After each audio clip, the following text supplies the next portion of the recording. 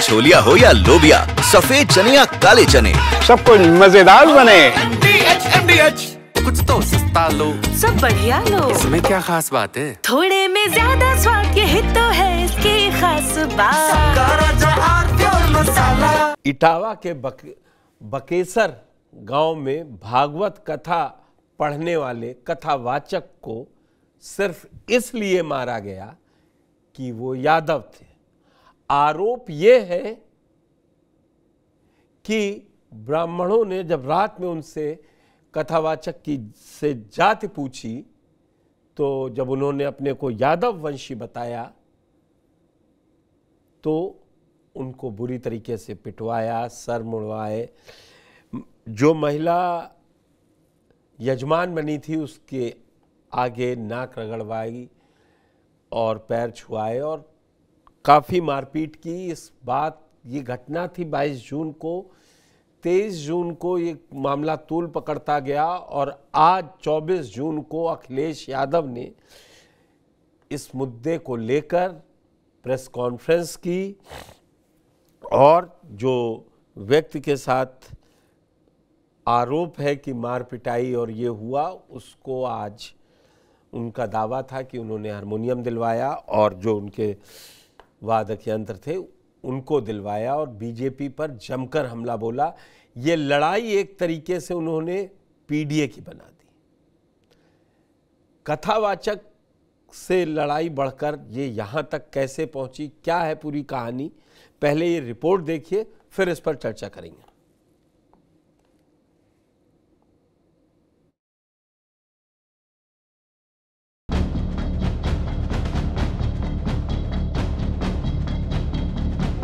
उत्तर प्रदेश के इटावा जिले के एक गांव से इंसानियत को शर्मसार करने वाली घटना सामने आई है, जहां एक कथावाचक और उसके सहयोगियों को सिर्फ इसलिए अपमानित किया गया क्योंकि वे पिछड़े वर्ग से थे। इस घटना का एक वीडियो भी सोशल मीडिया पर वायरल हो रहा है। इस वीडियो ने न केवल प्रदेश में सनसनी फैला दी है, बल्कि प्रशासन और सरकार को भी कटघरे में खड़ा कर दिया है। पुलिस ने इस मामले में मुकदमा दर्ज कर आरोपियों की तलाश शुरू कर दी है। इटावा के बकेवर थाना क्षेत्र के दादरपुर गांव में यादव समाज के कथावाचक मुकुटमणि अपने सहयोगी संत सिंह यादव और अन्य साथियों के साथ 21 जून को धार्मिक कथा करने पहुंचे थे। कथावाचक के मुताबिक कथा का आयोजन गांव के लोगों के आग्रह पर किया गया था और कथा के 2 दिन भी निकल चुके थे, लेकिन 22 जून की रात को कथा समाप्त होने के बाद गांव के कुछ लोगों ने कथावाचक की जाति पूछी और यहीं से विवाद की शुरुआत हो गई। आरोप है कि जाति उजागर होने के बाद गांव के ही कुछ प्रभावशाली लोगों ने कथावाचक और उनके सहयोगियों के साथ मारपीट शुरू कर दी। उनके सिर के बाल और चोटी तक काट दी गई। धार्मिक वाद्य यंत्र, हारमोनियम और ढोलक को तोड़ दिया गया। कथावाचक के 25,000 रुपये भी छीन लिए गए। यही नहीं, अपमान की हदें तो तब पार हो गई जब कथावाचक और उनके साथियों पर एक महिला का पेशाब डालकर शुद्धिकरण करने का नाटक किया गया। और इन्होंने बहुत हमें मारकूट करना शुरू कर दिया। रात भर इन्होंने बहुत टॉर्चर किया सर, यहाँ तक कि हमारे बाल काट दे। और जो परीक्षित बना था, परीक्षित के मैडम से इन्होंने मूत्र बोले, भाभी आप अपना मूत्र ले आओ। उसे मूत्र से हमारे ऊपर छिड़का इन्होंने, बोले ये अब पवित्र हो गए, ब्राह्मण के ये मूत्र तुम्हारे ऊपर पड़ गया, अब तुम पवित्र हो गए, अब बताओ। अच्छा, तो ये तुमसे पैर क्यों छुआए गए? पैर इसलिए छुआए गए कि तुम यहाँ पे संकल्प करवाया, तो आपने हमारी भाभी से, हमारी जो है ये ब्राह्मणी है, इससे आपने पैर छुआया। हमने कहा पैर हमने नहीं छुआया, हम तो वैसे भी पैर नहीं छुआते। हमने ये कहा कि ठीक है ठीक है ठीक है। तो बोले कि नहीं तुमने वो तो करवाया, संकल्प तो करवाया। तो हमने कहा संकल्प तो करवाना भाई, हमारा जो पाठन क्रिया में है वो हम करेंगे। तो ये बताओ, तुम आचार्य बन के गए थे? जी नहीं, आचार्य बन के, सहायक आचार्य। सहायक आचार्य? जी। कथावाचक कौन था? मुकुटमणि महाराज। मुकुटमणि, वो कौन बरादरी है? वो भी यादव। वो भी यादव जी। तो जिन लोगों ने आपको कथावाचक के लिए बुक किया था, वो कौन बरादरी? वो ब्राह्मण है। वो ब्राह्मण जी। तो ये कथा कब से होनी थी? ये तारीख 21 तारीख से सर। 21 तारीख। तो क्या तुमने ये नहीं कहा कि जब ये लोग हमको बुला के लाए हैं, इन्होंने बुक किया है, क्या उन्होंने जाके कुछ? सब कुछ बताया हमने। तो बोले कि ये लेके आए, लेकिन तुम्हारी हिम्मत कैसे पड़ गई कि ब्राह्मणों के गांव में आए, ब्राह्मणों के गांव में तुम गद्दी पे बैठे हो। ये पूरी घटना मोबाइल कैमरे में कैद कर ली गई और जैसे ही इसका वीडियो सोशल मीडिया पर वायरल हुआ, पूरे प्रदेश में हलचल मच गई। वीडियो में कथावाचक पर दबाव बनाया जा रहा है कि वे एक महिला के पैर छुएं। जब वे इनकार करते हैं तो उनके बाल काटे जाते हैं और सार्वजनिक रूप से अपमानित किया जाता है। वरिष्ठ पुलिस अधीक्षक ब्रिजेश कुमार श्रीवास्तव ने इस मामले को गंभीरता से लेते हुए बकेवर थाना प्रभारी को तत्काल मुकदमा दर्ज करने के निर्देश दिए हैं। उन्होंने कहा कि वीडियो की गहनता से जांच की जा रही है और दोषियों को किसी भी कीमत पर बख्शा नहीं जाएगा। बकेवर थाना पुलिस ने पीड़ितों की तहरीर पर 4 नामजद आरोपी अतुल, मनीष, पप्पू बाबा और डीलर के खिलाफ मुकदमा दर्ज कर लिया है और आरोपियों की तलाश भी शुरू कर दी है। ग्राम दादापुर थाना बकेवर से संबंधित एक वीडियो आज सुबह सोशल मीडिया पर वायरल हुआ, जिसमें भागवत कथा के बाद कुछ ग्रामीणों के द्वारा 2 व्यक्तियों के साथ अभद्रता की जा रही थी और उनके इच्छा के विरुद्ध उनके बाल काटे जा रहे थे। इस वीडियो का तत्काल संज्ञान लिया गया, मौके पर फोर्स भेजी गई और वीडियो के माध्यम से पीड़ित की पहचान की गई। पीड़ित से प्राप्त तहरीर के आधार पर तत्काल थाना बकेवर पर सुसंगत धाराओं में अभियोग पंजीकृत करते हुए 4 आरोपियों को गिरफ्तार किया गया, जिसमें वह मुख्य आरोपी निक्की भी है, जो वीडियो में बाल काटते हुए दिख रहा है। इन्हें जेल भेजा जाएगा और उनके विरुद्ध कड़ी विधिक कार्रवाई की जाएगी। तो वहीं इस मामले को लेकर सियासत भी तेज हो गई है। सपा मुखिया अखिलेश यादव ने मामले को लेकर पोस्ट कर कहा कि अगर आगामी 3 दिनों में कड़ी कार्रवाई नहीं हुई तो पीडीए के मान सम्मान की रक्षा के लिए एक बड़े आंदोलन का आह्वान करेंगे। और अब यह मामला तूल पकड़ता जा रहा है और विपक्ष इस घटना को लेकर सरकार पर हमलावर है। योगी सरकार में मंत्री कपिल देव अग्रवाल ने कहा है कि कार्रवाई हुई है, कोई घटना हुई है, उस पर तुरंत ही एफआईआर हुई है, 4 लोग गिरफ्तार हुए हैं, इसमें पीडीए लाने की जरूरत नहीं है। लेकिन आज सुबह जब अखिलेश यादव ने लखनऊ में प्रेस कॉन्फ्रेंस की तो क्या कहा है, क्या आरोप लगाए हैं, जरा ये सुनिए। अगर भाजपा को लगता है कि भागवत या कोई कथा कहने पर एक वर्ग विशेष का ही अधिकार है, तो फिर वो इसके लिए भी कानून बना करके दिखा दें। कई बार कई कानून के लिए बहुत दावा करते हैं लोग, तो इसके लिए भी कानून बना लें कि इसके अलावा कोई कथा वाचन नहीं कर सकता। जिस दिन पीडीएस समाज ने अपनी कथा अलग से कहने शुरू कर दी, उस दिन इन परंपरागत शक्तियों का साम्राज्य ढह जाएगा। भाजपा राज में पीडीएस समाज को हे दृष्टि से देखा जाता है। आदरणीय रामजी सुमन जी ने तो कुछ घटनाएं बताई हैं, कुछ महत्वपूर्ण पदों पे बैठे लोगों के बारे में बताया है। सुना है हमने कि देश की सर्वोच्च सीट पर बैठने वाले के साथ भी कभी अपमान हुआ है। देश के राष्ट्रपति भी हे दृष्टि का सामना कर चुके हैं।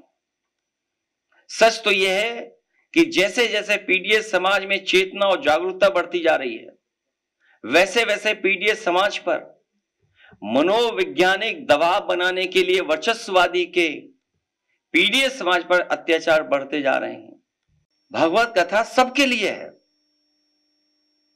जब सब सुन सकते हैं तो सब बोल क्यों नहीं सकते?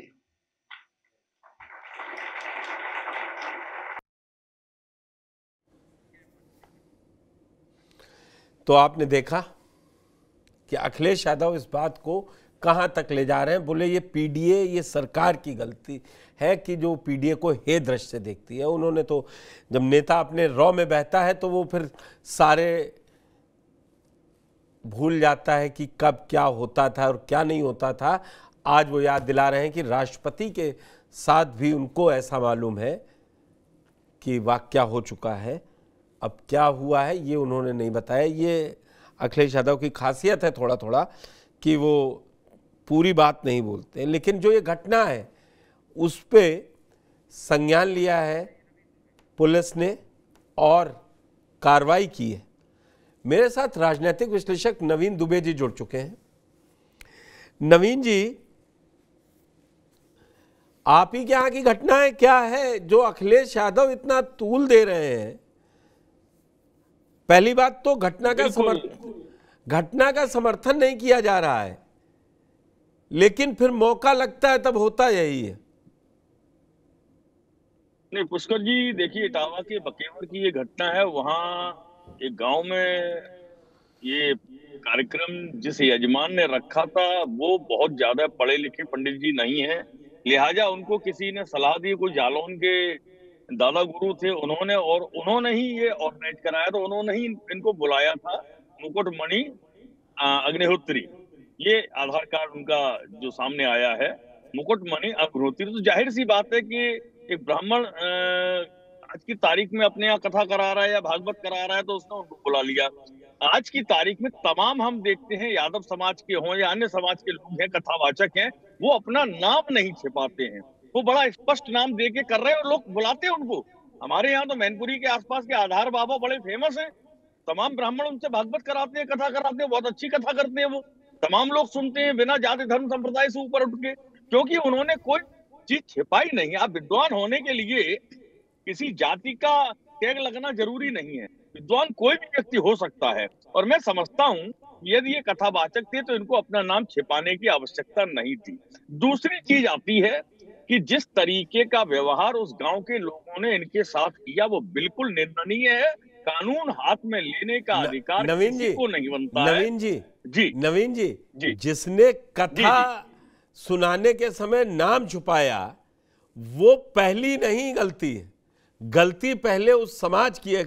आपने अगर वो बयान सुना हो कि आप किस एरा में जी रहे हैं, क्या आप कह रहे हैं कि इन पर इस चीज का छिड़काव करा दो तो ये ब्राह्मण हो जाएंगे?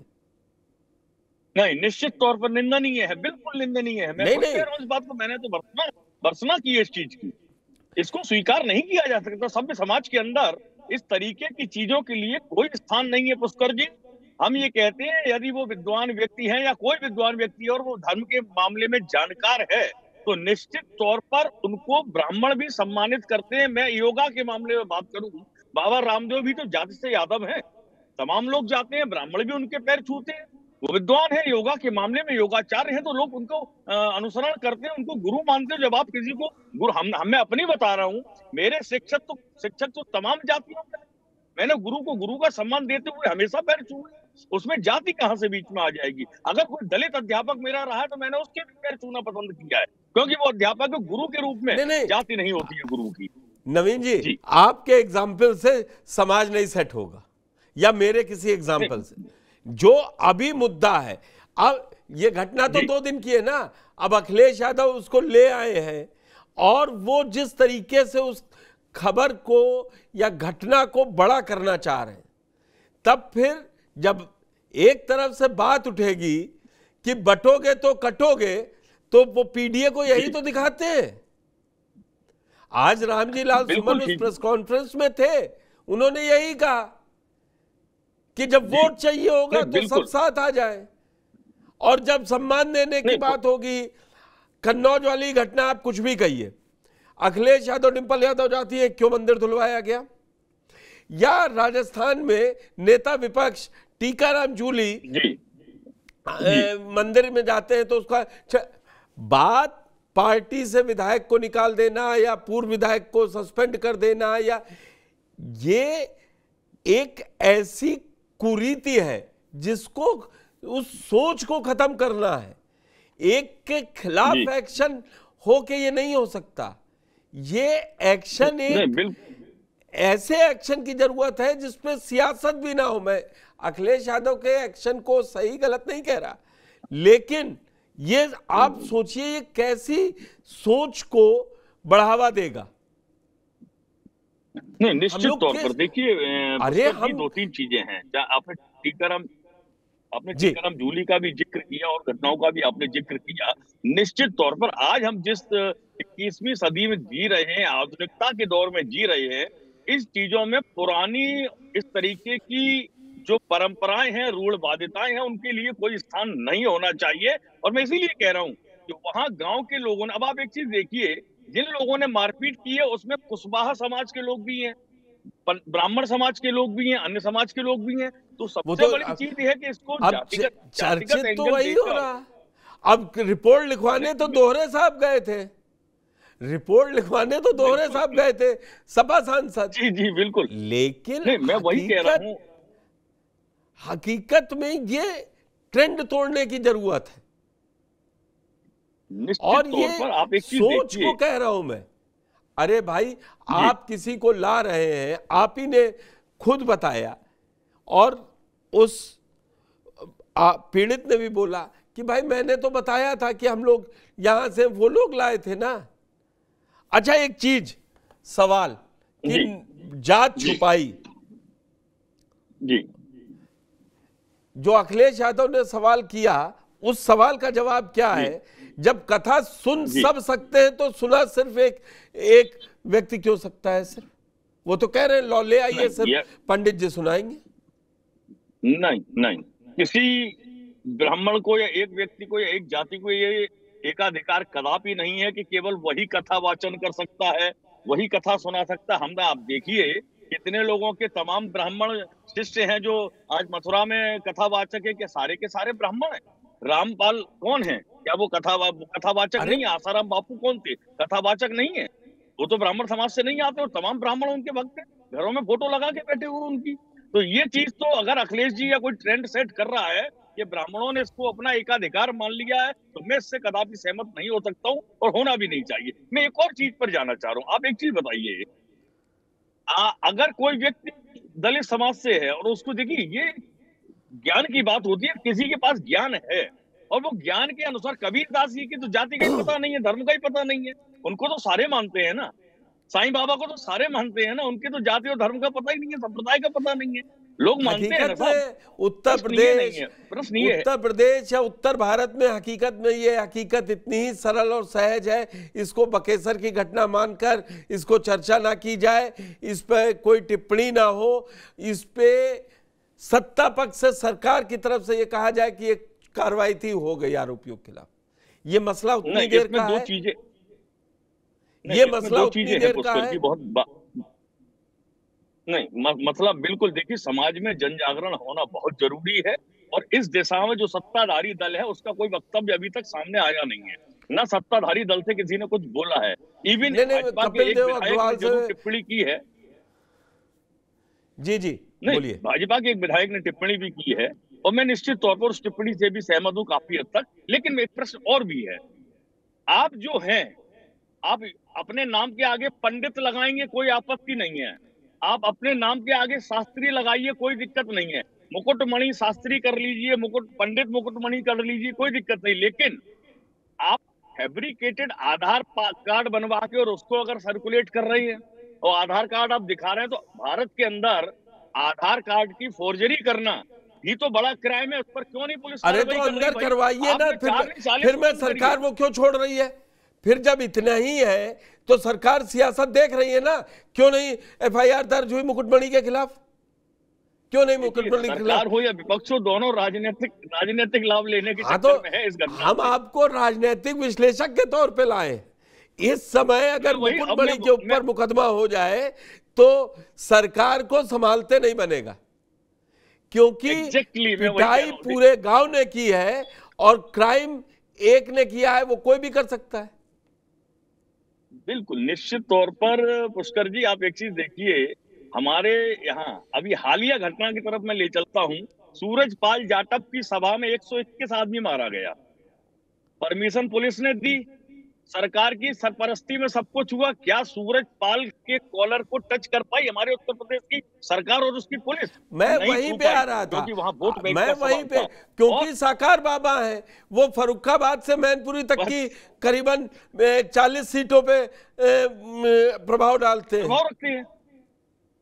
निश्चित तौर पर तो हमारे यहाँ सबसे बड़ा दुर्भाग्य ये है, चाहे वो पक्ष की राजनीति हो या विपक्ष की राजनीति हो, वो अपना राजनीतिक हानि लाभ देखते हुए फैसले लेते हैं। यहाँ जनता के सरोकार से, जनहित से, सामाजिक हित से, समाज के उत्थान से किसी का कोई लेना देना नहीं है। और अखिलेश यादव ने जो बात उठाई, समर्थन करता हूँ कि बिल्कुल उन्होंने कहा, लेकिन जिस लहजे में उठाई, उनको ये कहना चाहिए कि भाई जो भी विद्वान है, उस विद्वान का स्वागत सबको करना है, उसमें दिक्कत क्या आ रही है? हम तो कहते हैं दलित समाज से भी जो विद्वान आते हैं उनका भी स्वागत किया जाना चाहिए। लेकिन दूसरी चीज, मुकुटमणि यादव और मुकुटमणि अग्निहोत्री की कम से कम पिछली हिस्ट्री की भी तो जांच करने की जरूरत है। जब अरे तो जो जिसको बुला रहा है ये जांच वो नहीं करे, ये जांच तो जो जजमान बुला रहा था अब उसके लिए कह दिया गया, वो तो सिर्फ वो ज्यादा पढ़े लिखे नहीं थे।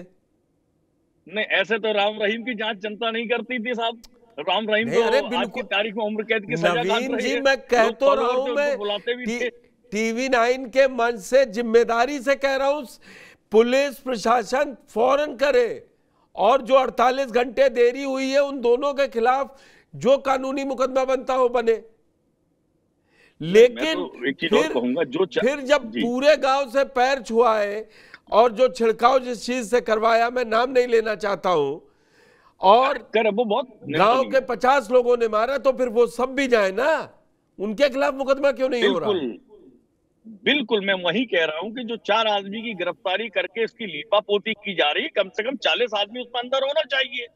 जिन लोगों ने मारपीट की है, जिनने उस व्यक्ति के बाल काटे, अंगभंग करना होता है। बड़ी गंभीर धाराएं बनती हैं इस मामले को लेके। आप किसी आदमी के जबरन उसकी इच्छा के विपरीत बाल काट रहे हैं। दूसरी चीज होती है आपने जिस तरीके का उसको छिड़काव किया और ये सब किया, ये मैं समझता हूं इन घटनाओं के लिए, इनको कारित करने वालों के लिए कोई क्षमा का स्थान होना नहीं चाहिए, कठोर दंड के भागी होने चाहिए। लेकिन एक पक्ष तो ये है, हम इसकी निंदा करते हो, बिल्कुल सही है। मुझे तो लगता था रमाशंकर कठेरिया को सामने आना चाहिए था, मुझे लगता था रमाशंकर कठेरिया को आना चाहिए था सामने। रामशंकर कठेरिया नहीं आएंगे सामने, बोलेंगे नहीं, ना सावित्री कठेरिया आएंगी जो बगल में 8 किलोमीटर दूर से विधायक हैं भारतीय जनता पार्टी की, न वो सामने आएंगी, ना ये आएंगे, ना कोई और आएगा। भाजपा का दलित नेता भी नहीं सामने आएगा, ये गारंटी आप मेरे से लिखवा लीजिए। और इतनी हौसला नहीं है, इतनी हैसियत नहीं है योगी सरकार की कि वो मुकुटमणि यादव के खिलाफ मुकदमा दर्ज कर ले, क्योंकि मुकुटमणि अकेले नहीं है, उनके साथ जो उनकी टीम है उसमें कई लोग शामिल हैं, और तमाम ऐसे लोग हैं जिनसे अगर कार्रवाई करेगी उत्तर प्रदेश सरकार तो समाजवादी पार्टी के पीडीओ को और मजबूती मिलेगी। यही कारण है कि अखिलेश यादव इस चीज को बिल्कुल सही तरीके से उठा रहे हैं। उनको मालूम इसका हमें राजनीतिक लाभ मिलना है, और पर्टिकुलरली वो क्षेत्र है जहां से अखिलेश यादव स्वयं आते हैं, उनका पूरा परिवार, भाई बंधु सब वही राजनीति करते हैं, तो निश्चित तौर पर उनके लिए तो पका पकाया लड्डू हाथ में आ गया। अब प्रश्न ये है कि इसका काउंटर भाजपा कैसे करेगी, ये एक बड़ा सवाल है। फिलहाल जो है वो एज इस मामले को लेकर जिस तरीके से आक्रामक तरीके से अखिलेश यादव ने ट्वीट किया, अपने वक्तव्य दिए हैं, मैं समझता हूं अब भाजपा को सामने आकर निष्पक्ष कार्रवाई करनी चाहिए। अब सरकार की तरफ से मदद देनी चाहिए, उनको ये मौका ही नहीं मिलना चाहिए था। उस व्यक्ति को आप मदद करिए, उस व्यक्ति का जो सम्मान गया है। देखिए ऐसा अपराध अलग चीज है, अपराध अलग चीज है, लेकिन सामाजिक अन्याय उसके साथ हुआ है, मुकुटमणि यादव के साथ सामाजिक अन्याय हुआ है। जनता ने जो गलती करी है उसके लिए जो भी लोग दोषी हैं उनको दंड का भागी होना चाहिए। कार्रवाई सरकार निष्पक्ष तरीके से करे, लेकिन जो कानून हमारा कहता, कानून के अनुसार फर्जी आधार कार्ड बनाने का मुकदमा भी मुकुटमणि और उनके लोगों पर दर्ज होना चाहिए। उसके बाद दूध का दूध, पानी का पानी होना चाहिए, ये भी नितांत आवश्यक है। उसके लिए नवीन जी मैं बस लास्ट में आपसे खबर के इस सेगमेंट में जी मेरा फिर वही सवाल है, ये यहां पर सियासत का फायदा जो आपने कहा ना अखिलेश यादव उठाएंगे, एज है, जिस दिन इस मानसिकता और सोच से बाहर हो जाएंगे तो बकेसर जैसी घटना ही बंद हो जाएंगी।